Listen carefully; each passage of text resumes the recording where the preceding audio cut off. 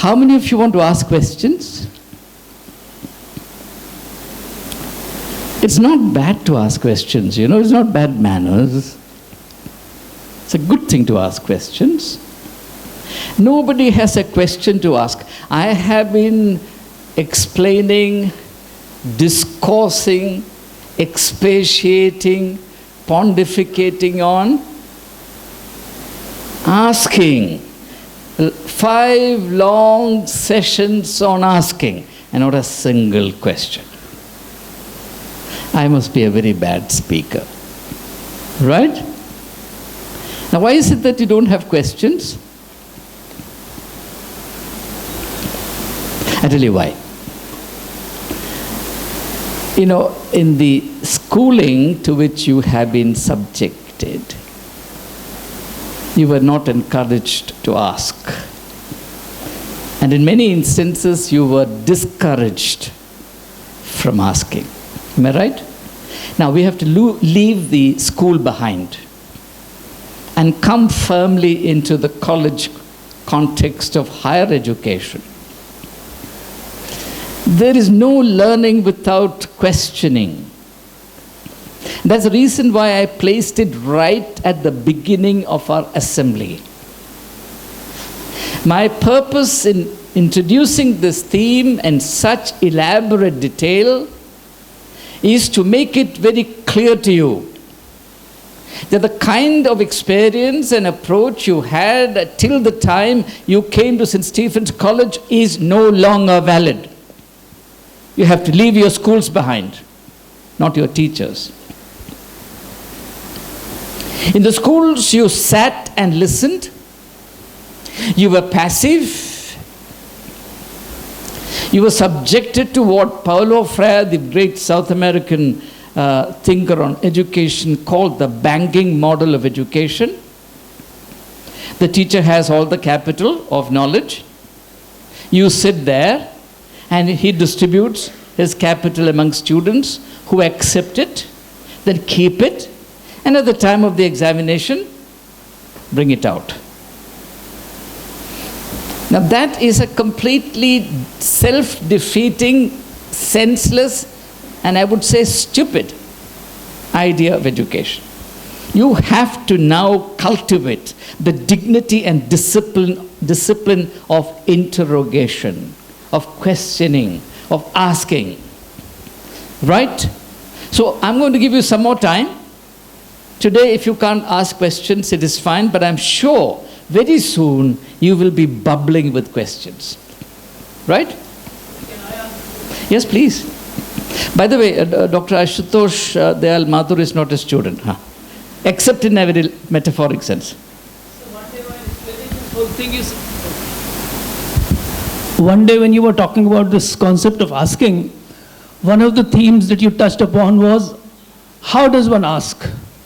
Or in other words, what are the qualities of a good asker, if I can use that expression? So, and one of the things that you mentioned was that the person who asks must have faith. If I already have faith, then I accept what you say. I think it's a very good question. It's a very good question. Now, when I use the word faith, I did not use the word faith in a religious sense. I use the word faith in the ordinary sense of having faith in a process. Suppose you ask a question with a cynical attitude or in a condescending way. What will happen is you will ask the question, the other person will struggle to answer the question, but you will not listen to that person. So you must have faith in the process of asking, so that when I ask in such a way that I am also open and ready to receive an answer. That's the scope of faith in that context. I'm very happy that you asked this question. That's why we have 2 microphones.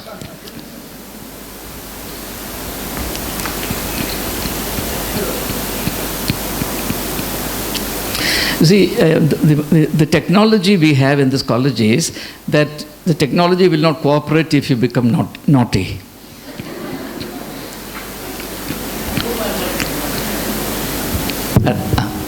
So, जो आप कह रहे हैं, we have a similar problem in Indian philosophy, in Dharma Shastra, everywhere. The moment a student asks a question, the teacher first says, have faith in me, have faith in my preaching, have faith in the philosophy that I am giving to you, only then you will understand what I am saying. That I find very problematic. That's not what I said. I did not say have faith. Yeah. All right. Yeah. No. Now this idea, you have dragged me into an area where I'm out of my depth, but I'm going to venture an explanation. See, this particular attitude of accepting the teacher on trust is part of a system, a scheme of things which originally meant very well. The Guru, Guruve Namaha. The Guru is almost like God. Because that reverential attitude to the teacher is a great aid to learning. If the student does not have that kind of reverence towards teachers, the teacher will only be seen as, at best, a convenient, useful tool, at worst, a nuisance. And this has happened, and this has virtually killed the soul of the teaching-learning process. Now, starting as it did with that kind of noble, practically noble standpoint, over a period of time, this concept deteriorated until it gave birth to the culture of Gurudom, in which a person was venerated, not because he deserved veneration, but simply because he was in the garb of a guru. You understand? Now, in the previous system, when the system began, the guru was an authentic guru. Now you have charlatans passing off as gurus, and the more worthless the charlatan is, the more strident his insistence that he should be accepted fully on trust, no question should be asked, because he is deeply insecure. A genuine guru rejoices in being questioned. A charlatan resents being questioned, and this is the difference, right? I think no well-meaning teacher will ever discourage questioning. In fact, it is questioning that makes the learning process a shared pilgrimage, in which the teacher and the taught walk together hand in hand towards a very happy destination, which is very real. And that faith also you must have, that there is a destination.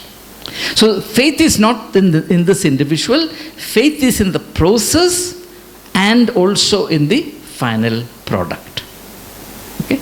Any other question? And I sincerely feel, rather than long speeches, this kind of interjections, questions, answers will be more useful, because then what I say becomes extremely pointed. And you understand the insights provided a lot better. That's the purpose in having this kind of dialogue. So I would encourage all of you to prepare yourself for this social responsibility. Any other question? If not, let me take you further afield on questioning. Today, yes, please.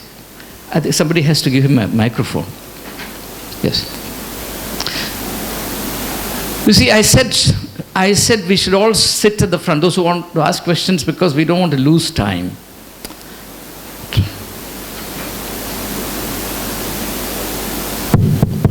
That's right. Sir, you just said that we should be ready to receive an answer. But how can we be assured that the person in front of us will answer us wisely, provided our question was wise? Yes, you know very well, you know very well that the person, the answer given by the person is either relevant or not relevant, because when you ask, you may not know the answer. But when the answer comes, you know whether or not this is the answer. That's the beauty of it. You understand what I'm saying? Okay. Now, when that person is responding in a manner that does not meet your intellectual needs, you can question him further. And if again, on second time, third time, fourth time of asking, still the person is beating about the bush, then it would be good for you to invest your time elsewhere. I'm not saying that because asking is a good exercise, you should go on asking. There is no point in trying to pour water into an inverted bucket. So there is a question, there is a difference between asking and wasting your time. So please ask and don't waste your time. Okay? Any other question? All right. Now let's go further. Now today I want to begin our thinking on avenues of interrogation. What is it? Avenues or spheres or domains or frontiers of interrogation. Okay? I hope you have followed the arguments thus far. This is the 6th session on a single word. 6th. And I've said a great deal. Actually, one can write a book on this. Today our subject is what? The frontiers or the zones or spheres of interrogation. I would deal with the subject under two major parts. One is interrogating the self. The other is interrogating the other. They are in a state of dialogic relationship. One depends on the other. One enhances the other, ennobles the other, disciplines and refines the other. If you only want to interrogate the other and never interrogate yourself, then you will never be a healthy interrogator. If you only interrogate yourself all the time and not interrogate the other, you could sink into depression. I mean, you sit in your privacy all the time asking questions. You may not even get answers, because answers are never confined to private domain alone. There are large numbers of answers available in that domain, but there are all kinds of other answers as well. Because we are meant to be social creatures, not self-contained atoms. You know, modern society has been defined as a disorganized dust of individuals. Disorganized dust of individuals. So many particles are there. Billions of particles are there, but they are all disorganized. Disorganized means they are not properly connected to each other. And this problem also can be solved if we really enunciate a culture of healthy interrogation. But you know, you can't interrogate after the bell is rung.